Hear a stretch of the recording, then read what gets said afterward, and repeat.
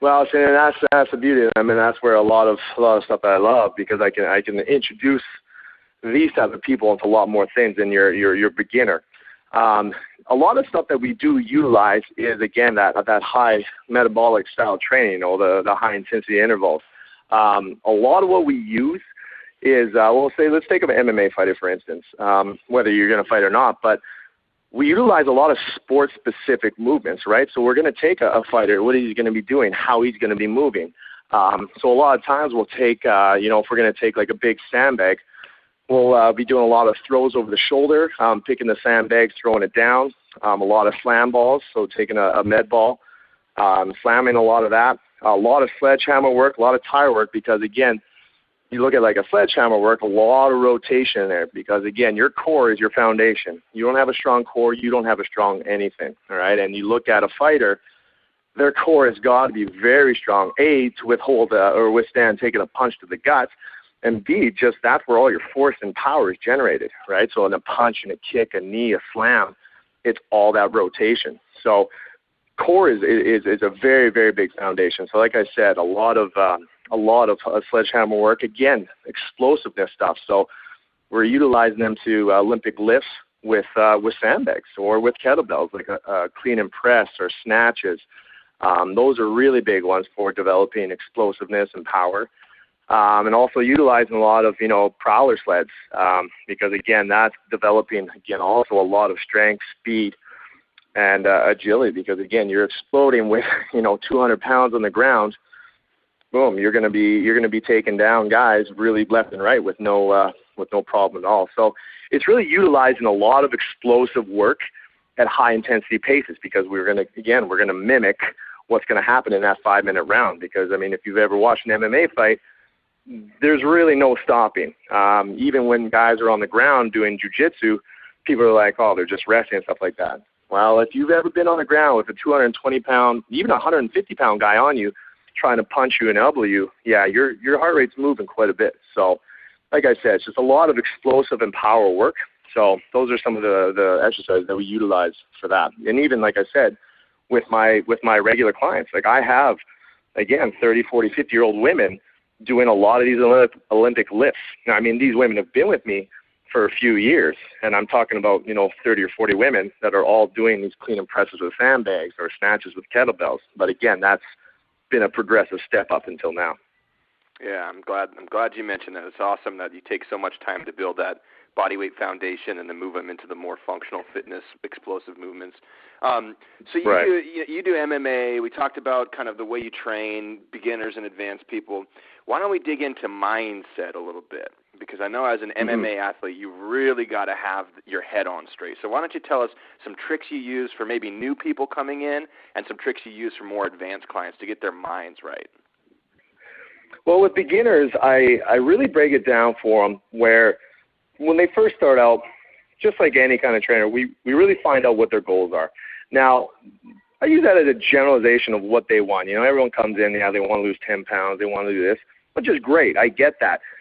But it really comes down to what is the root of why they're wanting to get there. Everyone always wants to lose weight. They want to look better. That's always going to be the rule. But there's always that deeper inner kind of, what really is driving you. There's really a specific set and goal in mind for everybody. They really want to look good for this reason or, for this person. Or it really does get a lot deeper than just losing the last 10 pounds or losing that little tire.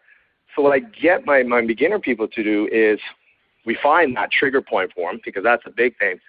And I tell them, I was like, what does that mean to you? I was like, what is really losing those 10 pounds going to get you? Like, what does it actually trigger inside your body? And it really comes down to a lot of people that it's that eternal happiness. So many people that, they're fine about their merry ways and their bodies, but really deep down, they're just not happy with themselves, right? And they're not pleased with how they've lived their life or how they've let their health go. And they just really want to get that happiness back. And that happiness comes through a very fit mind and a fit body. And again, as we progress, these people are getting stronger, again, we divulge back into it. Okay, what's your new goal? What's your new real inner desire to do better? And I kind of utilize that same thing with my more advanced athletes, is that we sit down and we really kind of divulge that inner sanctum of what is it that you really, really, really want. And I tell them, I mean, there's no easy way to health, really. I mean, it's hard work, and people just don't understand that. Whether you're a first-timer in the gym or you're an athlete, it never gets easy. I mean, we put in that work for a certain reason, either A, to just look good, or B, to be the most successful athlete that you can be. And I mean, if your mind isn't set that I can be that best person, I can always be that best athlete, it's not going to happen, because so many people are self-defeating. They think, oh, you know what, I'll be a mediocre athlete, or I'll be in mediocre shape. Why would you set yourself up for that failure? Why not say yourself, as cliche as it is, you are going to be the best.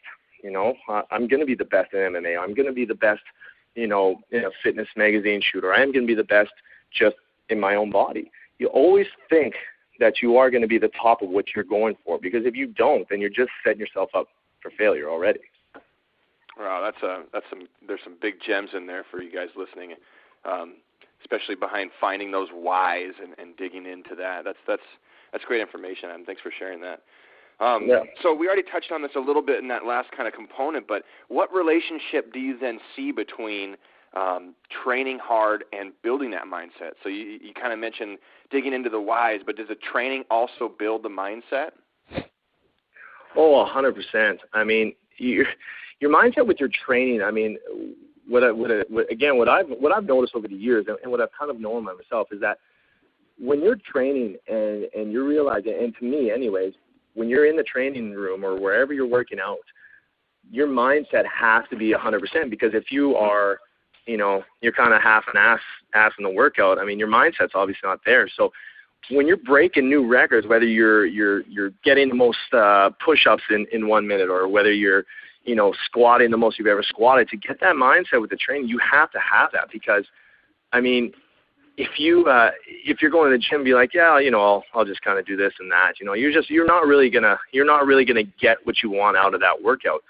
I mean, you see so many people just kind of wander into the gym or wander wherever they're working out and just be like, oh, I'll go do this and this, right? They're not structured to go in there. And that's what a lot of people miss, is that structure. You have to go in there with a game plan, and you just got to do it.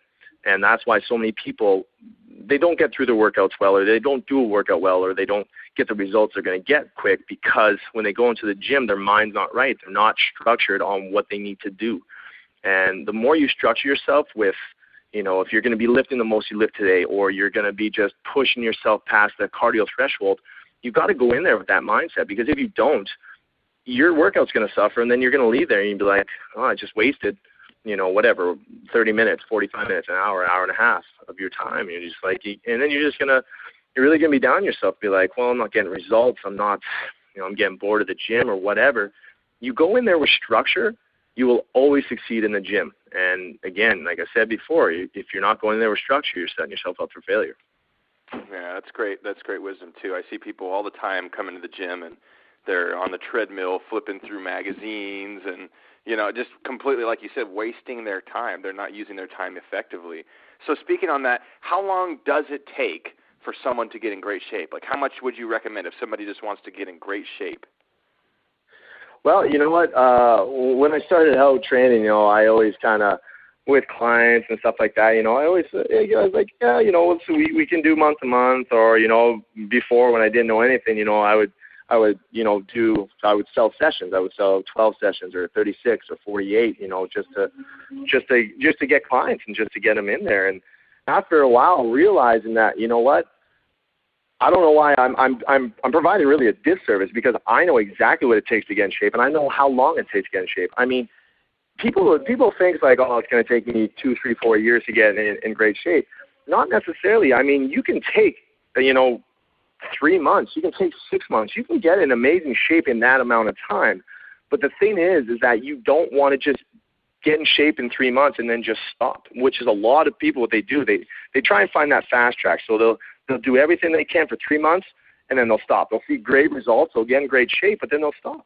They don't realize that this is a lifestyle change. You should turn this 3 months into 3 years, this 3 years into 6, this 6 into 9. Live this lifestyle so your body and your mind is consistently healthy. You are consistently in peak shape. But like I say to most clients, like now I don't do anything less than people come in and sign up for 6 months, solely because when you take kind of that average person, it takes them a while to understand the concept of eating right all the time and doing that, whether you're working out 3, 4, 5 times a week, it takes a while to start up. So, people can get in shape who are very, very goal driven. I mean, they can get in great shape in 3 months for sure. I mean, that's great, but you're only going to get a certain point at 3 months, right? Keep doing that for another 3 more months, where you're going to be. And you just, you kind of go month after month or 3 months after 3 months. You just keep it going. The more you keep going, the better shape you're going to get. So like I tell people, I was like, if you're goal driven, you do exactly what I tell you to do. In 3 months, I can get you in amazing shape. But I don't want to stop there. After that 3 months, we're going to keep going. And, with most of my clients, I mean, I've had all my clients, I've been in business for about 5 years, and I think all my clients are on an average about 3 years now, and they just keep coming because they understand, the results they keep getting month after month, year after year. So, like I said, you can get great shape in 3 months, but don't stop there, right? It takes a long time to consistently have that look that you want, to consistently have that strength and that speed, and you'll never be at your peak, right? I mean, yeah, you'll peak.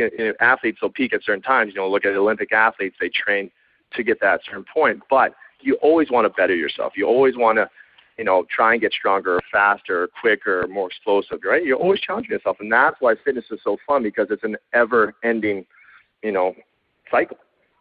So. Yeah.